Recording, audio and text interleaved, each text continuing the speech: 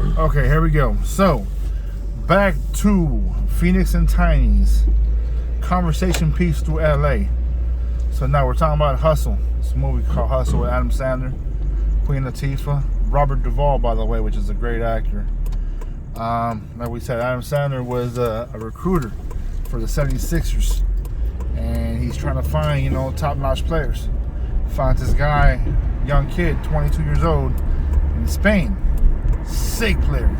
I want to say he's like 6'6", maybe my height, maybe about 6'7", 6'8". Oh yeah, so since this is a new video, spoiler alert, we're going to be talking about the movie, we're going to be getting into it.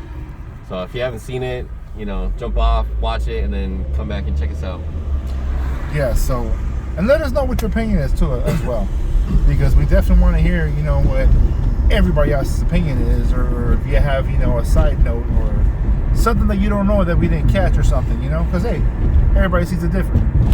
So, Robert Duvall plays the owner of the 76ers, which passes away, and he was Adam Sandler's mentor. And the last thing he told Adam Sandler before he passed away was, never give up, going hard all the time. Oh yeah, there was never back down. Yeah, they had a little story in there, right, where what was it, where he fought a bunch of people or something like that? So apparently I guess Adam Sandler back in the day, he was an actual player, and he was just one of them dudes where he didn't take crap from nobody, and I guess he ended up going at like 5 or 6 players that kept on coming at him, so he started bombing on them. Pretty much what happened with the Pistons, you know what I mean, where they just started bombing on people. And he was that kind of a player, aggressive. This is why he was such a great recruiter. Yeah, it's kind of interesting that, that was the main point in the story, was that they wanted him in for having this killer instinct. And I think it's kind of interesting that who that man is when the story takes place. Like someone who's probably been defeated by success, maybe, or just became jaded, or I don't know, but it kind of makes sense. I mean, the whole story too is just, it has everything that you want. For example, it has a beginning and end, of course, as all movies do. It has its bad guy. It's a very bad guy. It's struggle. The guy is struggling because he has no confidence in himself. But when it comes to basketball, he's confident as hell. He's damn near cocky. And that's dope, because everybody that considers themselves number one, I'm sorry, you have to be cocky. You have to think that ain't nobody better than you, period. You really do. You really do. He made a really good point in there where he said, I don't give a shit if LeBron James is on the court. You have to constantly think that you're the number one player. You're better than him. Think about Jordan. Jordan always was cocky as hell. But he had a reason for it. Look at LeBron now. Yeah, but look at LeBron now. LeBron Brown now, he thinks he's the ish. Which, me personally, I'm not a LeBron fan. Just saying. I'm a Laker fan, just not a LeBron fan. But what I'm saying is, even if he's on the Lakers now, you still don't. I don't give a damn. Yeah, I know. I'll still break his leg. Bro, I'm just saying. I'm the same way, dude. I got friends. You have friends from Nevada. And they're like, hey, what do you think about LeBron? I'm like, bro, don't talk to me. Dude, we're LeBron Kobe is not City. even a freaking conversation, period. But to be fair, I'm not really a basketball fan. Same here. I love watching humans push themselves to not just to their full potential, but to see what a human is capable of when they push themselves and put it all on the line. And we've kind of made a coliseum, right, where we can see human potential to its max. And I think that's why it's entertaining to see. That's why it's entertaining for me to watch basketball, to watch clips of Michael Jordan, of all the greats, really. But me, like I said, I used to play football. I consider myself an ex-athlete. But main thing about me, about the game itself, it's the issue talk. I don't care if you play basketball, football, soccer, it doesn't matter. You know that moment you're talking smack and you're trying to get in the person's head. Well, this movie has that. And I'm not sure what the actor's name is. young black dude, very good actor, by the way, and he's getting in this dude's head. Like, and that's one point that Adam Sandler said too, was that no matter what they say in your ear, talk crap in your head, you cannot let them get in your head. Because that was also Adam Sandler's downfall, that he let people get in his head while he was trying to, do his thing in basketball. You know, that makes me think of so I was thinking about that subject when after that movie, and I play video games, but at a more like serious level, not competitive, like I'm in part of a league or anything, but I take pride in playing like higher level people in a fighting game, and I went into that after watching that movie, and I understand what he's talking about, but I think might be something a little bit more to it. I think instead of denying someone access into your head, I think you yourself have to get into your own head. And I think like people think that oh, you're in your own head, and they mentioned that in the movie. Well, they mention it like in a negative way, but I think someone can get into your own head in a positive way. Like you were saying before, you got to think you're the best, even if LeBron's on the court. And I think that's him telling him to get in his own head, but in a positive way. Right. But that's the thing, though. At the same time, yeah, I get it as a positive way, but you also have to, put in your head that no matter what they say about you, it's not true. Whatever they say about you, they don't know you because you're number one. They're not nowhere on your level. That's true when you have a certain perspective of it. But I think at the end of the day, even if you reject people's negative criticisms, I think that they still seep in. And that's where I think that getting into your own head, like those things don't even get into you. Someone that I can think of that everybody knows is Conor McGregor. He gets into his own head really hard. When he talks about himself, I think he's probably like the best example. He gets in his own head really hard, and then he goes and tries to get into his opponent's head really hard. And the one time where he decided to be all respectful and he didn't want to talk bad, and that after the whole Khabib thing, he lost, right? He lost after that one, right? Or something happened where he just looked that he wasn't his best. You know what? Honestly, I stopped watching McGregor a long time ago. Because, don't get me wrong, I think it's hilarious stuff he talks. But after he got, his leg broken? Yeah. Like, the dude was trying to be respectful and be like, hey, even though you talk crap, let me shake your hand. The dude was still talking crap, which I thought was hilarious, but it was so disrespectful. Especially the stuff, especially the stuff that he was saying about his lady while his lady was there, his wife. Like, come on, I didn't hear. Oh, bro, he was talking mad crap, talking about, oh, your wife's in my DMs. Now, we don't know if that's true or not, but even if it's true, bro, like, come on, you don't disrespect that line, bro. That's a certain line you shouldn't cross. Well, I think it's just like in the movie Hustle, right? So that one dude's trying to get into his head. He's saying hi to his daughter. Like, those are lines where that was messed up. Bro, are you kidding me? What, dude? That's getting in your head. I don't care. Like, but listen, no, it wasn't the fact that he was waving at his daughter. Is what he said, and he had said, "I'm gonna be a better stepfather to your daughter." While I'm with your wife or your baby's mom, whatever. Well, but he didn't know that his wife had passed away. Well, yeah. So he says those things, but then the cherry on top, because someone could like talk shit to you, like in the schoolyard, and like, oh, they're just full of crap. But when someone then turns around and waves at them, and you're like, no. And then I think the worst thing was that his daughter waved back. Yeah, I think that was it. Yep, absolutely, 100. Oh, man. So hold on. So one of the things that I thought was funny as hell so while they're doing this whole training thing, and Adam Sandler has him training by himself, and he's training, and he's talking crap to him. At one point he says, "Oh, your mother's a whore," and he shoots the ball, completely misses, and he's like, "What?"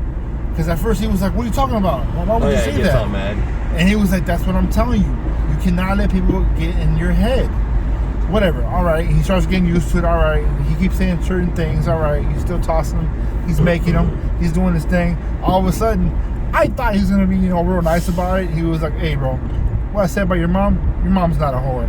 And he was like, oh, thank you. And I was like, oh, that's what's up. That's dope. And then he hits me with it. Adam Sandler says, your mother's not a whore. Horse get paid. Your mother gets that fat ass up for free.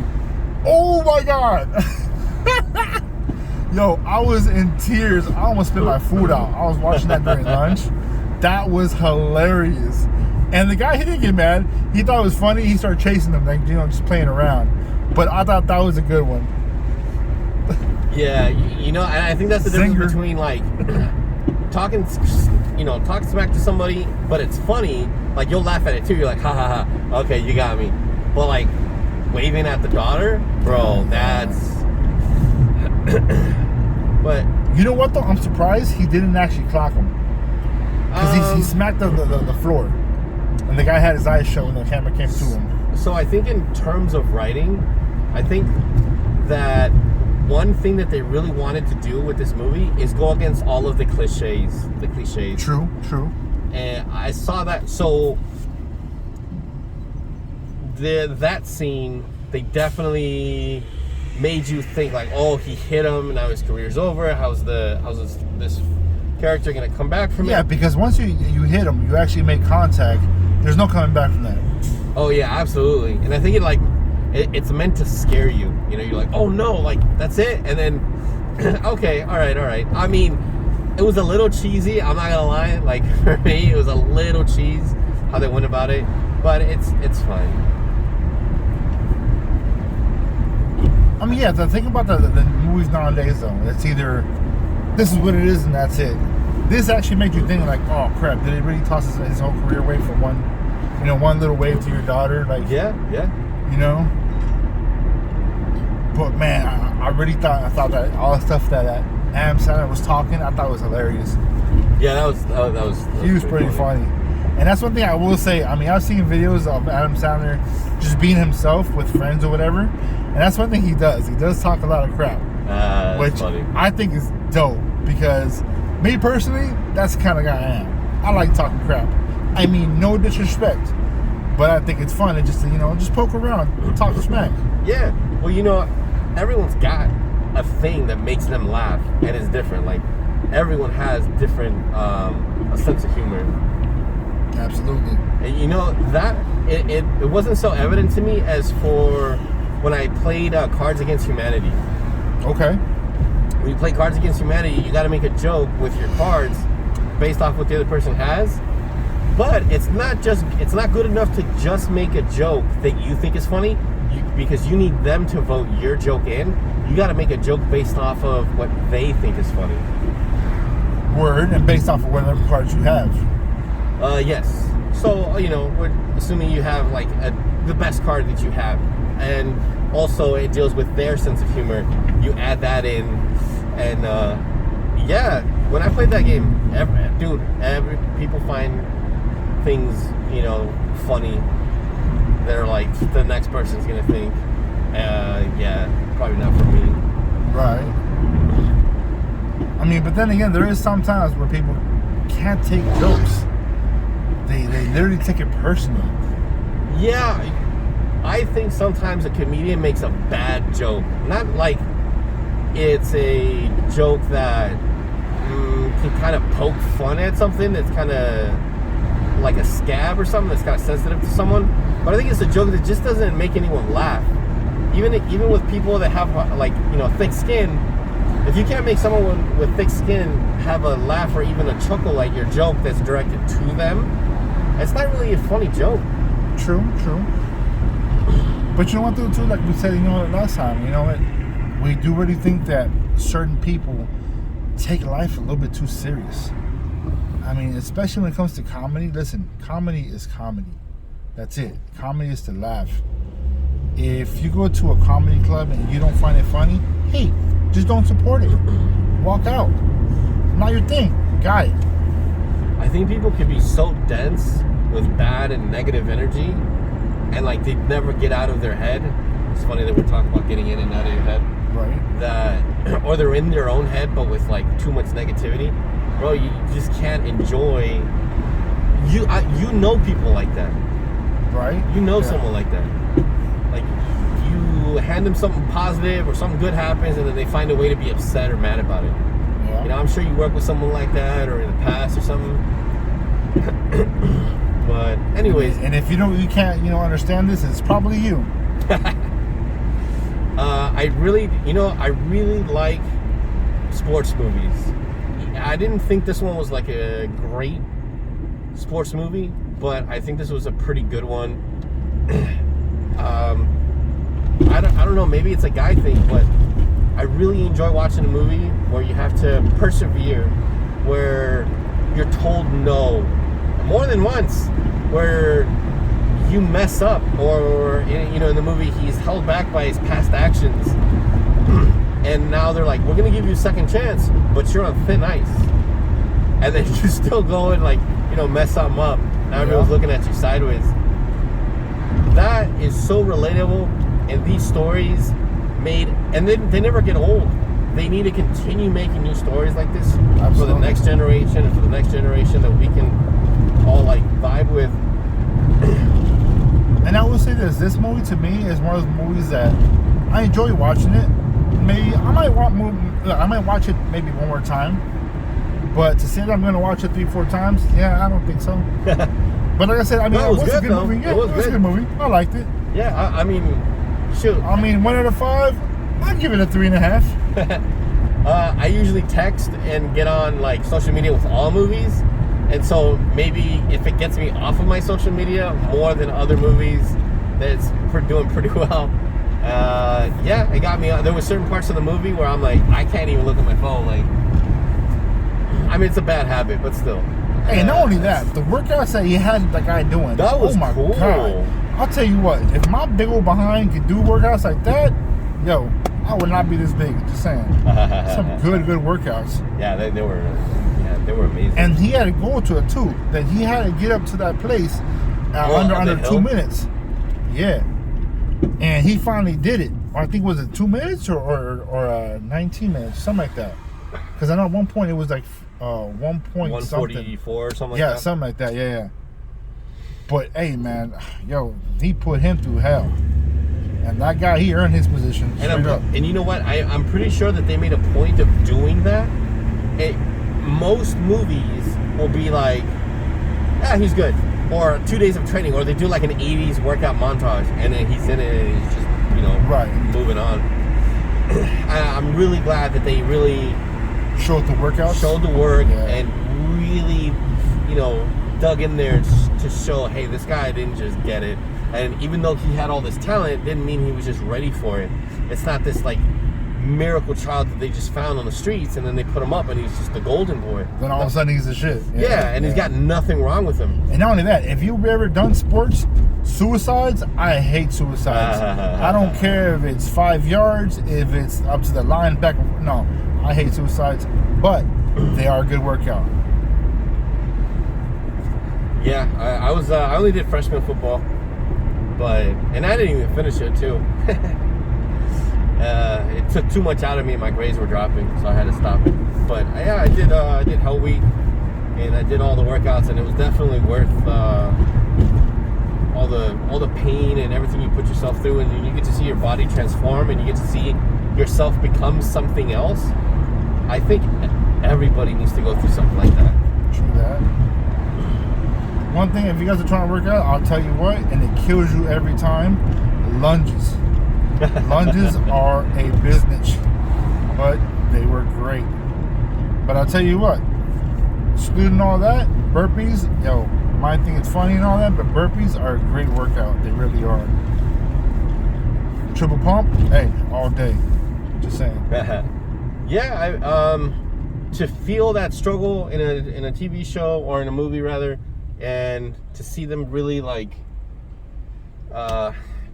not make it so easy for the new guy.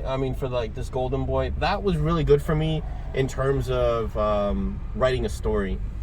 We see some characters in some of these TV shows that they just have the golden ticket to their talent, and then they go into the place where they're going to be tested, and then they just go right through it anyway. How many people are like that in real life where they're just perfect? Nobody. Even John Bones Jones, he lost one round ever in his entire career, but he still lost one round. And then in his outside life, he's got a lot going on that keeps messing him up, and for his career. So even the great John Bones Jones can't even handle his personal life. He's making mistakes. That's life, though, live and learn. Yeah, everyone's got something. Like, everyone's gonna some people, lose. they live, but they still don't learn. And so with this character that they've written out, he's got issues, and I thank them so much for not making it such a corny, like, sports. Got the golden ticket, and he has not challenged, and everything just goes well for him. Or somebody comes through and says, "Oh, here, let me talk to him. Let me calm him down." Oh yeah, now and then calm. he's fixed. Yeah, Right? yep. That's so cliche. I did like that about the movie. They went against all the cliches. They went against, everything that's just very obvious. Right. Yeah, it was good. I It's a really good enjoyed it. So like I said, me personally, 1 out of 5, I give it a 3.5. You?